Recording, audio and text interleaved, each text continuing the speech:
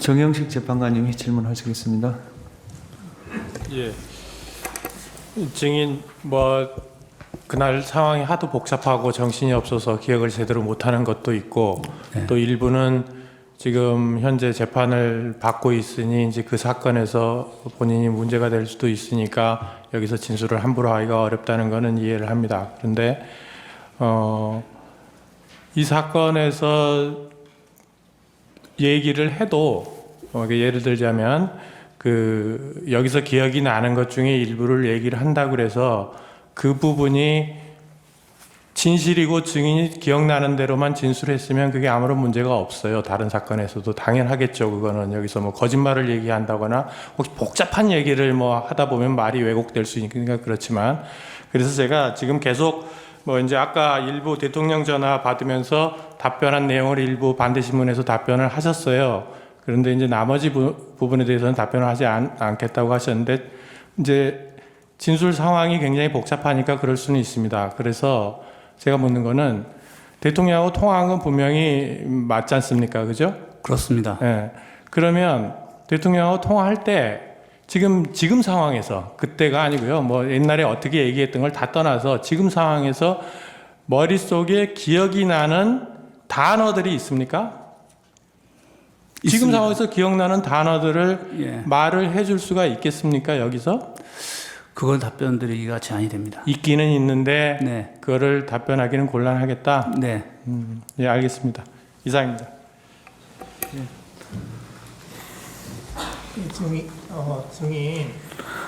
증인은 지금 삼성 장군이잖아요. 그렇죠? 네. 네. 근데 이제 국방부 장관인 김용현 장관한테서 지시를 받았잖아요. 네. 안 따르면 항명이 되는 거죠.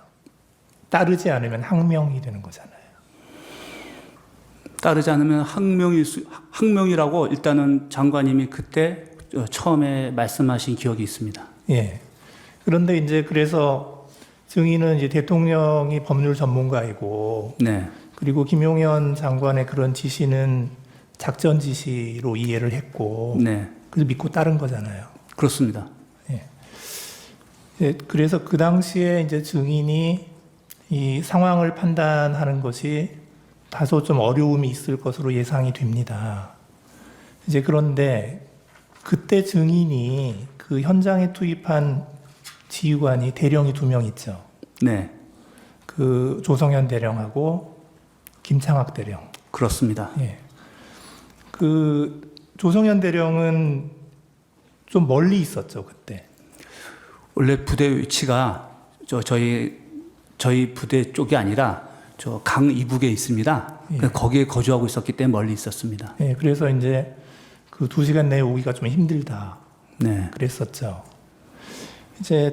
근데 그때 이제 굳이 그 조성현 대령한테 지시를 한 게 이제 증인이 이제 또 김용현 장관한테서 지시를 받아서 조성현 대령한테 지시를 했잖아요. 네네. 굳이 지시를 한 이유가 그 조성현 대령이 무슨 진압하는 파트 쪽에 있었습니까?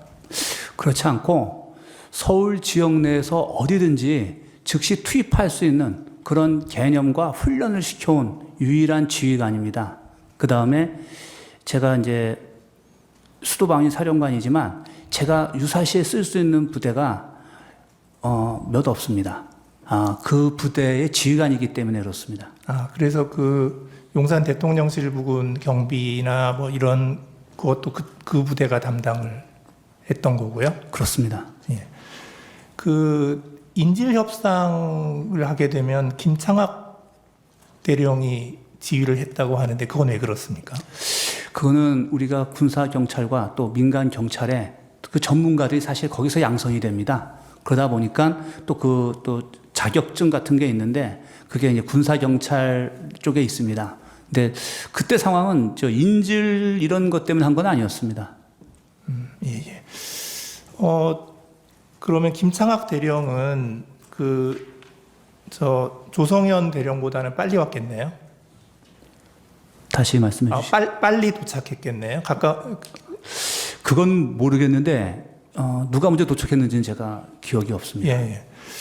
근데 이제 그 입장을 바꿔놓고 생각을 하면 이 조성현 이제 직책은 단장이잖아요. 조성현 단장, 김창학 단장. 네. 이제 이분들의 입장을 생각을 해보면 이분들은 또 증인에게서 지시를 받았잖아요. 그렇습니다. 그러니까 이제 그 지시받은 상황에 대해서 하나하나 이제 이행을 해서 네.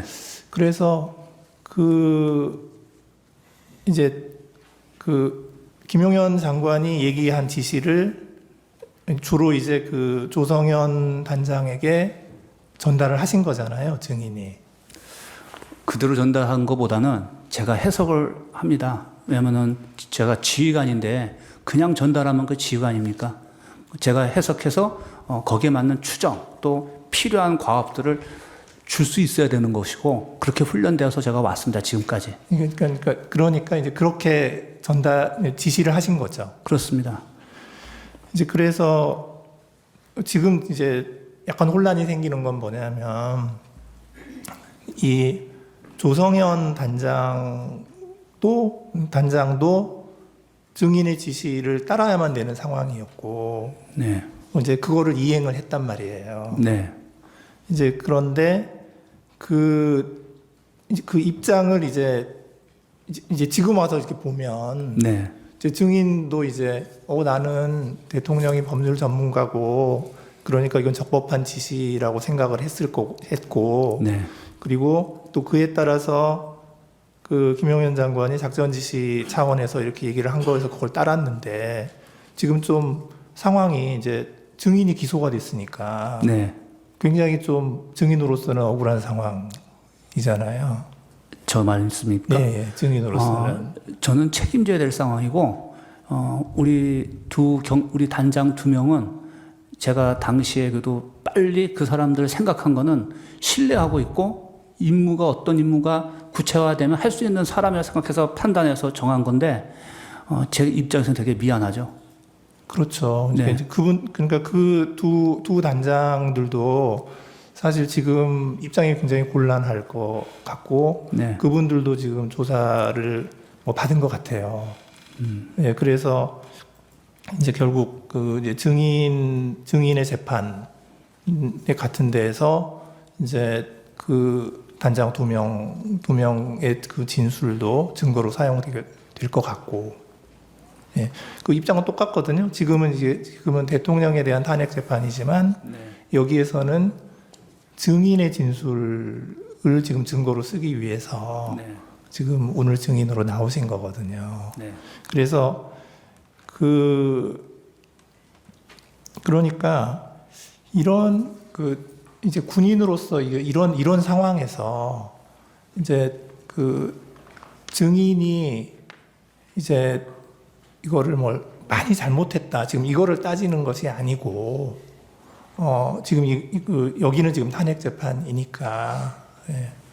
그래서 저는 이제 일단 대통령, 그 다음에 국방부 장관 김용현, 그 다음에 이제 수방사령관인 증인, 그리고 증인의 지휘를 받는 그 단장 2사람, 이런 것들이 쭉 이렇게 내려오면서 서로 좀 곤란한 입장이 지금 된 것 같거든요.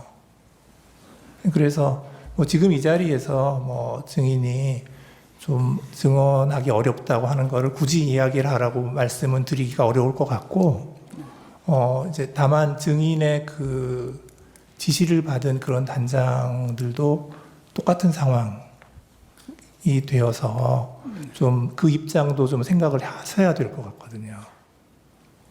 네, 그거만 좀 말씀을 드립니다. 알겠습니다. 네, 이상입니다. 다른 분이 있나요? 네. 그러면 제가 한 가지만 물어보겠습니다. 네. 정인이 저 수사기관에서 조사를 받았잖아요. 네. 그때 변호인을 선임하셨나요? 변호인을 선임하고 나서 조사받기 시작했습니다. 변호사님 성함이 어떻게 되나요? 우리 김인원 변호사님을 포함해서 여러분이 있습니다. 그러면 이렇게 물어볼게요. 오늘 저 나오신 변호사님도 포함되나요? 그렇습니다. 대표십니다. 예. 오늘 나오신 분 성함이 무엇이든가요? 김인원 변호사님이십니다. 예. 예. 정인 수고하셨고요. 돌아가셔도 좋습니다.